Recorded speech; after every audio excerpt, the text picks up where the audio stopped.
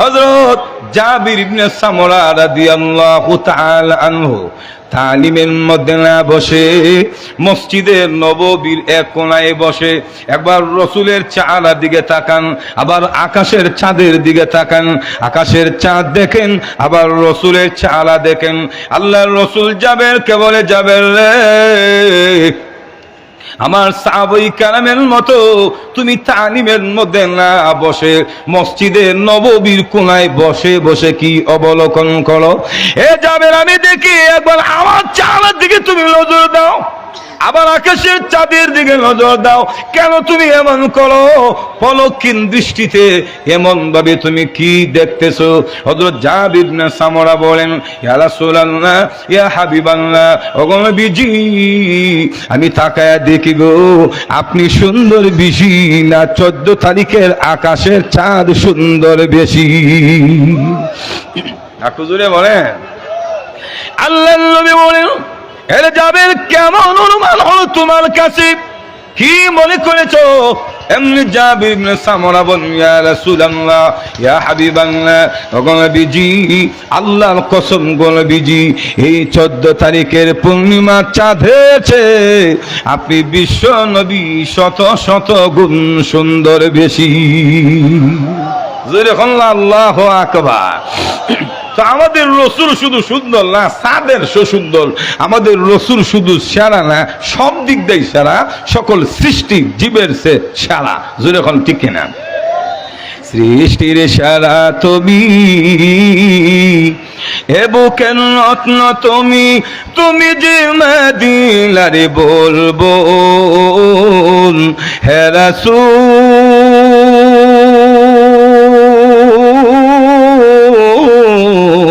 রাসূল, তোমাকে চিনতে করিনি ভুল হে রাসূল, তোমাকে চিনতে করিনি ভুল। পড়েন শানে রাসূল। সৃষ্টির সেরা তুমি, এ বুকের রত্ন তুমি, সৃষ্টির সেরা তুমি, এ বুকের রত্ন তুমি, তুমি যে মদিনারে বলবো হে রাসূল, তোমাকে। সুবহানাল্লাহ, আপনারা আছেন না মারা গেছেন? একটু সারাটা দেন না। হে রাসূল, তোমাকে চিনতে কর, দিনের লাগিয়া তুমি কত না কেঁদেছো, উহুদের জমিনে তুমি দান্দাল শহীদ করেছো, ঠিক কিনা? দিনের লাগিয়া তুমি কত না কেঁদেছো, উহুদের জমিনে তুমি দান্দাল শহীদ করেছো, তুমি করেছো এ দোরাকে বেকুন হে রাসূল, তোমাকে চিনতে করিনি ভুল। সৃষ্টির সেরা তুমি, এ বুকের রত্ন তুমি, সৃষ্টির সেরা তুমি, এ বুকের রত্ন তুমি, তুমি যে মদিনারে বলবো হে রাসূল,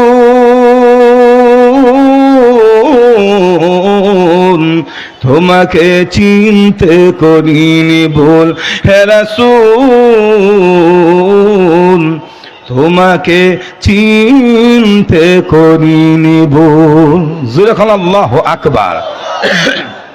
তো আসুন, বলছিলাম, যদি সুন্দরের কারণে পৃথিবীর কাউকে মানতে হয়, অনুসরণ করতে হয়, কারণ আদর্শ ধারণ করতে হয়, আল্লাহর রসুলের আদর্শ ধারণ করতে হবে, কারণ রসুলের সে শ্রেষ্ঠ সুন্দর দুনিয়া আখিরাতে কেউ হতে পারে। 2 নম্বর পয়েন্ট, আমাদের সমাজের মানুষ তখনই একটা মানুষের প্রতি ভক্তি শ্রদ্ধা বাড়ায় দেয়, তাকে ধর্মীয় গুরু হিসেবে মানতে তখনই প্রস্তুত থাকে, তার প্রতি আত্মবিশ্বাস তখনই বৃদ্ধি পায় যখন তার মধ্যে কিছু অলৌকিক ঘটনা প্রকাশ পায়। একটু কেরামতি যদি দেখে, ফুক দিয়ে যদি গ্লাস পাঠাইতে পারে, হাতে তালি দিয়ে যদি আগুন জ্বলাইতে পারে, মজুর এখন ঠিক না, কোনো অসুস্থ ব্যক্তিকে যদি ফুক দিয়া সুস্থ করে তুলতে পারে, তো দেখবেন তো তার ভক্তবৃন্দের অভাব আর তাকে তো এমন অলৌকিক ঘটনার কারণে এই পৃথিবীতে কেউ কাউকে যদি অনুসরণ করতে হয়, বিনা শর্তে আল্লাহর রসুলকে অনুসরণ করতে হবে। কারণ বিশ্ব নবীকে আল্লাহ রাব্বুল আলামিন এমন অলৌকিক ক্ষমতা দান করেছেন, আদম নবী থেকে নিয়ে ঈসা নবী পর্যন্ত কোন নবী রসুলকে আল্লাহ এতটা দান করে নাই। কেউ কেউ 12শত মুজিজা উল্লেখ করেছেন, আবার কেউ কেউ রসুলের তামাম জিন্দেগির মুজিজাগুলি প্রায় 3 থেকে 3,500 মতো একত্রিত করেছেন। সুবহানাল্লাহ জোরে বলেন। তো সবগুলি তো বলা সম্ভব না, 1-2টা বলি, অসুবিধা হইতে না তো? আর তো জোরে বলেন অসুবিধা আপনাদের? কতক্ষণ আছে? 15 মিনিট। কত বলবো এখন? তো তাহিরির কথাটা কোন লাগে, বসেন বসেন বৈশা যান, একটু বসেন বসেন বসে যান মেহরবানি করে। কর্তৃপক্ষ আপনাদেরকে বারবার বলতেছে, আমিও বয়ানের মধ্যে আবার বললাম, এরপর আপনারা দাঁড়িয়ে আছেন, মাহফিলটা একটু সুন্দর করেন। জীবনে তো অনেক দাঁড়িয়ে আছেন, দাঁড়াইয়া থাকেন, একটু মেহরবানি করে বসার তো এখানে স্পেস আছে, জায়গা আছে, যদি বসতেন তাহলে মাহফিলটা একটু সুন্দর হতো। একটু মেহরবানি করে চাপ দিয়ে বসে যান। আল্লাহ সবাইকে কথাটা মানার তৌফিক দান করেন। একটু বসেন ভাই, অনুরোধ করবো বসে যান। তো আসুন, বলছিলাম যে মুজিজা অলৌকিক ঘটনা সবগুলি বলা সম্ভব না, 2টা শুধু বলবো। এর মধ্যে একটা হলো, আপনাদের এই ফুল বাজারে ছাতার দোকান আছে না নাই? মজুর এখন এই ছাতা দিয়ে কি করেন? হয়তো বৃষ্টিতে অথবা সূর্যের তাপ থেকে বাঁচার জন্য ছাতা ব্যবহার করেন। কথা বলেন ঠিক কিনা? অনেক ছাতা, এর মধ্যে একটা ছাতা আছে শঙ্কর ছাতা। মজুর এখন ঠিক কিনা? তো আমরা তো সূর্যের তাপ থেকে বাঁচার জন্য ছাতা ব্যবহার করে থাকি, কিন্তু বিশ্ব নবীর ছাতা লাগতো না। সুবহানাল্লাহ জোরে বলেন।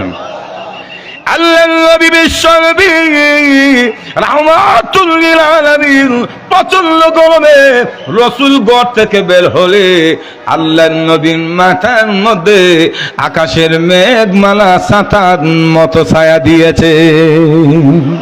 জোরে আল্লাহ সুবহানাল্লাহ।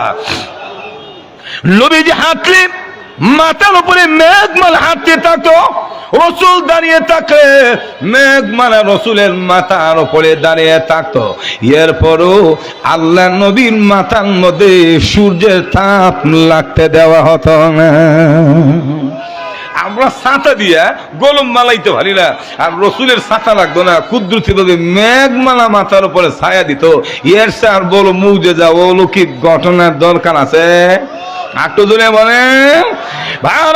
এমন ভাবে যদি বলতে যাই, হযরত আলী ইবনে আবি তালিব বলেন, কুনতু মা'আন নবী সাল্লাল্লাহু আলাইহি ওয়াসাল্লাম বিমাক্কাতা ফি বা'য নওয়াহিহা ফামাস্তাকবালাহু জাবালুন ওয়ালা শাজারুন ইল্লা ওয়া হুয়া ইয়াকুল আসসালামু আলাইকা ইয়া রাসূলুল্লাহ।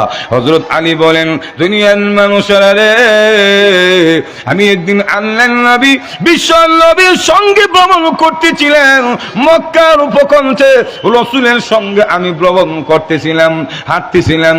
এমনি তাকায় দেখি রসুল যখন গাছের সামনে গেল, অটোমেটিক গাছটা আল্লাহ রসুলকে সালাম জানাইতে শুরু করেছে। সুবহানাল্লাহ। আমি দেখি পাহাড়ের সামনে যখন নদী গেলেন, এমনি কারণে শুনি ওই পাহাড় রসুলকে দেখার সাথে আসসালামু আলাইকা ইয়া রাসূলুল্লাহ বলে সালাম নিবেদন করেছে। আমরা তো মানুষকে সালাম ধরা, আর রসুলকে হিংস্র পশু থেকে গাছ পাহাড় পর্যন্ত সালাম শ্রদ্ধা জানাইতে দ্বিধাবোধ করে নাই। যেরকম সুবহানাল্লাহ সুবহানাল্লাহ। আর একটা কথা বলে ইনশাআল্লাহ বয়ানের সময় শেষ হয়ে যাবে, অসুবিধা না তো? বলবো না কি শেষ করে দিব? আমরা সমাজে দেখি কিছু সংখ্যক নেতা আছে এমন, ওদের কাছে কারোর টাকা জুড়ি দেয় কোনোভাবে, পাওনা টাকা পরিশোধ করে না, পরিশোধ করার কথা ভুলিয়া যা কথা বলেন ঠিক না। আপনি যদি ন্যাশনাল ব্যাংক, সোনালী ব্যাংক, অগ্রণী ব্যাংক, আল আলাফা ব্যাংক, ইসলামী ব্যাংক, ডাক বাংলা ব্যাংক, গ্রামীণ ব্যাংক ইত্যাদি ইত্যাদি ব্যাংকের মধ্যে যদি আপনি টাকা রাখেন, কোনো না কোনো সময় নিজের টাকা উঠাইতে পারবেন, পাইবেন। কিন্তু ব্যাংকুল পতন এই হেডের ব্যাংকের ভিতরে যদি না, এই সরকার কাছ থেকে আদায় করা যায় না। বলেন ঠিক হ্যাঁ। তো এরা অনেক ব্যাংক ছিল রসুলের জামানায়, তার নাম হলো সন্ত্রাসের গডফাদার, কুকুরের গডফাদার মিস্টার আবুল হেল। ওনার কাছে গিয়ে হুজুর হিলা টাকা পেতো, টাকাগুলি দেয় না। তো আমার যেমন ধরে কারো কাছে টাকা পাইলে টাকা পরিশোধ না করলে এত মাতাব্বর সর্দার, এত শক্তিশালী লোকের কাছে চেয়ারম্যানের স্বর্ণাপন্ন হয়। ওই মহিলাটা নিরুপায় হয়ে আল্লাহ রসুলের কাছে গিয়ে বলে, মোহাম্মদ আপনার কথা আবুল হেলের কাছে আমি কিছু টাকা পাই, টাকাগুলি দেয় না, একটু পরিশোধ করে দেন না। তো রসুল কেমনে পরিশোধ করবে? কারণ রসুলের চেয়ে তো তখন আবু জেহেলের পাওয়ার শক্তি ক্ষমতা বেশি ছিল। মজুর এখন ঠিক না, ক্ষমতা বেশি কিন্তু রসুলের দয়া বেশি। কারণ আল্লাহ রসুল তো হচ্ছেন রাহমাতুল লিল আরো জোরে বলেন। আল্লাহ কোরআনে বলছেন, ওয়ামা আরসালনাকা ইল্লা রাহমাতাল লিল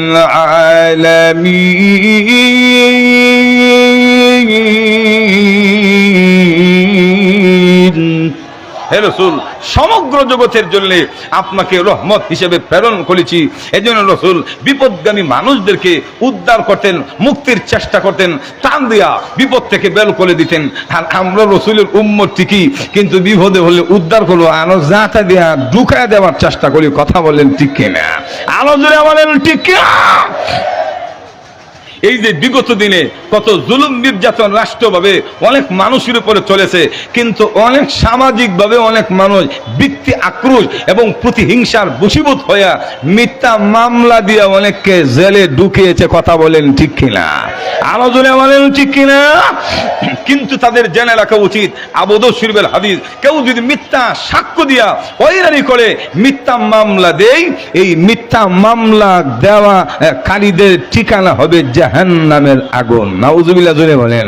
যাক, সেদিকে যেতে চাই না, আজানও দিয়ে দিতে শেষ করে দেব 5-7 মিনিটের ভিতরে। তো রসুলের কাছে গিয়ে বলছেন একটু টাকাটা আদায় করে দেন। রসুল তখন ওই মহিলাকে নিয়ে আবু জেহেলের বাসার সামনে গেল, গিয়ে বলতেছে, চাচা বাড়িতে নেও। ও চাচা বাড়িতে, গিটটা খুলেন। আবু জেহেল বলে, কে? এতগুলো মোটা আওয়াজ দিয়ে আমার গিটের সামনে ডাকো, সাহস তো কম না। কারণ নেতার বাড়ির সামনে গিয়া সাউন্ড বুডা করে উঁচু শব্দ কম্পন করে ডাকা, আওয়াজ দেওয়া, এটা নেতার বাড়ির শানের খেলাফ। কথা বলেন ঠিক কিনা? আরে আবু জেহেল কেন? আমাদের বাংলাদেশের ইতিহাস তালাশ করে দেখেন, একটা জমাই ছিল এমন জমিদার অধ্যুষিত এলাকায়, আমাদের মুসলিম ভাইয়েরা, মুসলমানেরা জুতা পায়ে দিয়া তাদের বাসার সামনে দিয়ে হাঁটতে পারছে না, আওয়াজ দিয়ে কথা বলবে দূরের কথা। মজুর এখন ঠিক কিনা? জুতাগুলি কাঁধের মধ্যে রেখে একবার নীরব, কথা বলছেন, হুমিও মানুষের মতো আস্তে আস্তে হাঁটতে হয়েছে। এই জুলুম নির্যাতন বিগত দিনে দাদা বাবুরা, জমিদাররা আমাদের পূর্বপুরুষের উপর করেছে, কিন্তু তারা তো জানে না এই জুলুম নির্যাতন আল্লাহ বরদাস্ত করে না। আজকে দাদারা কোথায়, আমরা কোথায়? তারা নাই, কিন্তু আমরা ঠিকই ময়দানে আছি। কথা বলেন ঠিক কিনা? আরো জোরে বলেন ঠিক কিনা? এই দাদা বাবুদের মতো যারা এই দেশে ভূমিকায় উত্তীর্ণ হয়েছিল, মানুষের কণ্ঠ স্তব্ধ করে এক নায়কতন্ত্র কায়েম করার চেষ্টা করেছিল, তারাও কিন্তু বাংলার জমিনে পা রাখতে পারে নাই। কথা বলেন ঠিক কিনা? কারণ আল্লাহ রাব্বুল আলামিন তিনি তো নীতিবান, ইনসাফগার। জালেমদেরকে আল্লাহ পছন্দ করে। আল্লাহ কোরআনে বলছেন, বলো আয়াত, ইন্নাল্লাহা লা ইউহিব্বুল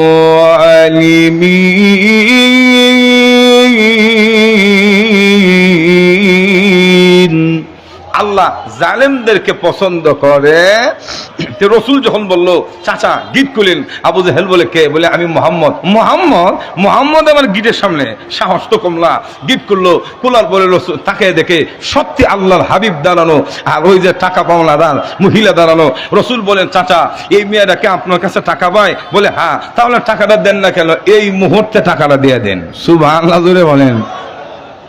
আবু জেহেল দ্বিতীয় কথা না বলে চুপচাপ ঘর থেকে টাকা এনে রসুলের সামনে পাওনাদারকে টাকা দিয়া পরিশোধ করে দিলেন। রসুল চলে গেলেন, মহিলা চলে গেল। তো একটা বিষয় দেখবেন, প্রত্যেক নেতা লিডারের সাথে কিছু লোক থাকে, এরার নাম হইল সামিসা। আর টুজুর এখন ঠিক কিনা? এটা শ্রীমঙ্গল রাজনগর কুলাউড়া বল লেখা মৌলভীবাজারের চা না, এটা হলো চামচা। আলো জুড়ে বলেন ঠিক কিনা? অনেক সময় নেতাদেরকে চামচারা বিপদে ভালায়, জুড়ে বলেন ঠিক কিনা? তো রসুল যখন চলে গেল, এমনি তার চামচারা বলে, লিডার বুঝতে পারলাম না, বলে কি আপনি বলেন মোহাম্মদকে আপনি পছন্দ করেন না, দেখতে পারেন না, মোহাম্মদকে লাইক করেন না, আপনি ফাইলে তাকে মেরে ফেলবেন, হত্যা করবেন, এখন যে আপনার বাসার সামনে আসলো কিচ্ছু করলেন না, দমকও দিলেন না, টাকাটা চাইতে দেরি হইলো, দিতে দেরি করলেন না। ও বুঝছি, আসলে তার অগোচরে আমাদের সামনে তাকে হুমকি দুমকি দিয়া কথা বলছেন, আমাদেরকে আপনার পক্ষে রাখেন, আর তলে তলে চাচা বাতিজার সম্পর্কটা ঠিক হয়ে রাখেন। মজুর এখন ঠিক না? আবু জেহেল কোনা রে, আসল ঘটনা তোরা জানোস না। সুবহানাল্লাহ জুড়ে খান।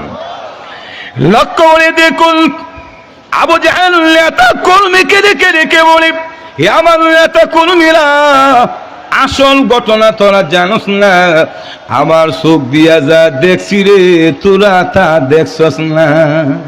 আপনি কে দেখেছেন? আমি আবু জেহেল বলে, শুন, যে মাত্র গেটটা আমি খুলেছি, গেট খোলার পরে তাকে দেখি আমার বাতিজা মোহাম্মদ দাঁড়িয়ে আছে, আর মোহাম্মদের পাশে এত বড় বিষাক্ত একটা সাপ দাঁড়িয়ে আছে, সাপটার একটা ঠোঁট মাটিতে আর একটা ঠোঁট আকাশে। সুবহানাল্লাহ বাড়িতে গে কয়েন, এই একটা ঠোঁট কোথায়? জমিনে, আর একটা। আবু জেহেল বলে, শোন, আমি তাকে দেখি, ওই সাপটা একটা ঠোঁট জমিলি আর একটা আকাশে, দুই ঠোঁটের মধ্যে জিহ্বাটা এমন ভাবে নাড়াচাড়া করে আমাকে বলে, আবু জেহেল টাকা দিবি নাকি পেটের ভিতরে আসবি?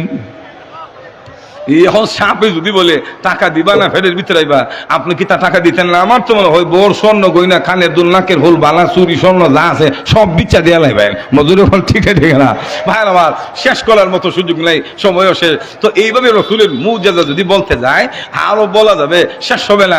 সব মিলায়া আল্লাহর নবী মুহাম্মদুর রাসূলুল্লাহ সাল্লাল্লাহু আলাইহি ওয়াসাল্লাম অনুসরণীয়, আমাদের জীবনের প্রতিটি ক্ষেত্রের জন্য একটা মডেল, একটা নমুনা, জোরে হল ঠিক কিনা? রসুলের আদর্শ যদি ব্যক্তি জীবনে, পারিবারিক জীবনে, সামাজিক জীবনে, রাষ্ট্র জীবনে পর্যন্ত আমরা প্রতিষ্ঠা করতে পারি, তবে কিয়ামতের ময়দানে আল্লাহ রাব্বুল আলামিন বলেন, আমিও তোমরা দুইটা পুরস্কার দিব। এমনি দিব না, দুইটা পুরস্কার কি দিব একটু বলবো নাকি শেষ করে দিব? একটু ধরে বলেন। আল্লাহ কোলে বলেন, ইউহিব্বুকুমুল্লাহ,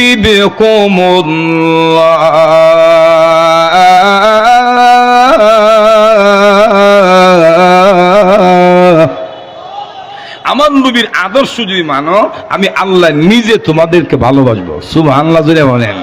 এখন আপনারা বলেন, একটা দেশের রাষ্ট্রপ্রধান যদি কাউকে ভালোবাসে, ওই লোকটার আর কোনো ভয় থাকে? আলো জোরে বলেন।